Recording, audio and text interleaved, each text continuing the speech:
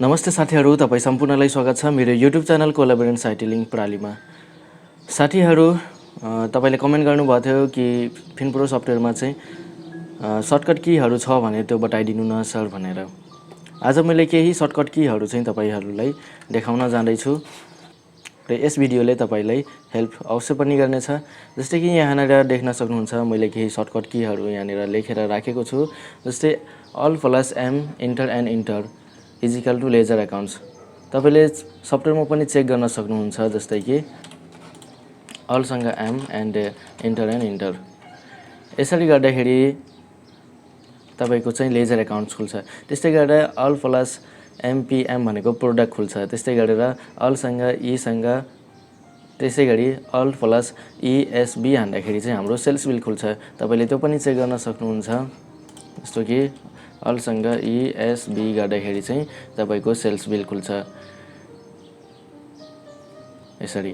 त्यसरी तपाईले सामान्यतया के बुझ्न पर्यो भन्दाखेरि तपाईले यो सर्टकट भन्दा यो सर्टकटले कसरी वर्क गर्छ भन्ने बारेमा चाहिँ बुझ्न जरुरी छ। जस्तै सफ्टवेयरमा आइसकेपछि तपाईलाई यहाँनिर देखाइरहेछ सबैको है प्रत्येक वर्डको कुनै तल चाहिँ अन्डरस्कोर लागेको छ। अन्डरस्कोर भनेको त्यो चाहिँ Alt सँग काम गर्ने हो। जस्तै F मा चाहिँ अन्डरस्कोर लागेको छ भने तपाईले Alt सँग F थिच्नुहुन्छ भने फाइल खुल्छ।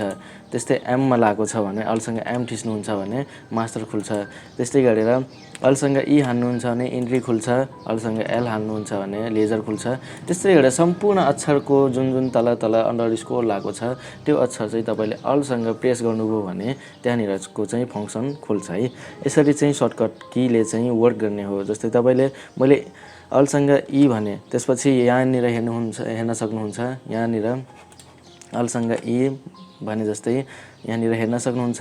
यसको तल चाहिँ अन्डरस्कोर लागेको छ। त्यस्तै B को तल अन्डरस्कोर लागेको छ भने तपाईले त्यस्तो अवस्थामा के गर्न सक्नुहुन्छ Alt सँग E हान्दिनुहुन्छ। त्यसपछि S हान्दिनुहुन्छ अनि B हान्दिनुहुन्छ।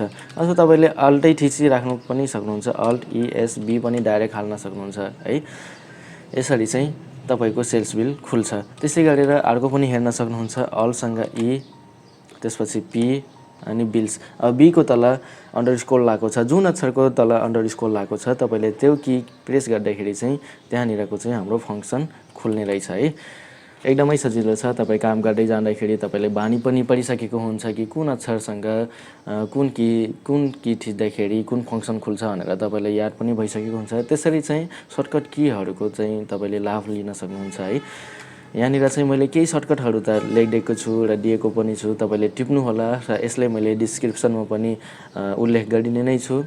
र तपाईले यति बुझ्नुस् कि यो चाहिँ वर्क कसरी गर्ने हो भन्दाखेरि Alt सँग थिचेर गर्ने हो र Alt चाहिँ हाम्रो जुन अक्षरहरुमा अन्डरस्कोर लागेको छ त्यसरी चाहिँ तपाईले त्यो अक्षरसँगै Alt+ अब जुन अक्षर हो त्योसँग प्रेस गर्दाखेरि नै तपाईको चाहिँ फंक्सन खुल्ने रहेछ है।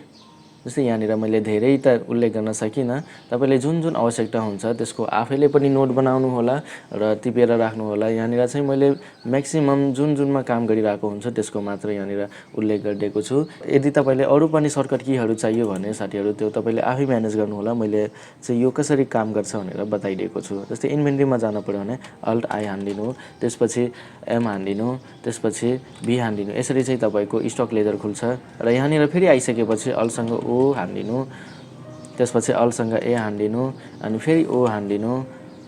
यसरी चाहिँ तपाईको चाहिँ Alt+OY गर्दाखेरि पनि तपाईको चाहिँ यहाँनिर वर्क गरिरहेको हुन्छ। अब यसैले एक्जिट गर्न पर्यो भने Alt सँग X हान्दिनु अनि S गर्नलाई Y हान्दिनुस्। तपाईले यो चाहिँ एक्जिट गरिदिन्छ। यसरी चाहिँ तपाईले सर्टकट कीहरू चाहिँ युज गर्न सक्नुहुन्छ। हस् त साथीहरु, यो भिडियोले तपाईलाई पक्कै पनि हेल्प गर्यो होला। आजले यति, फेरि भेटौँला अर्को भिडियोमा। जय नेपाल।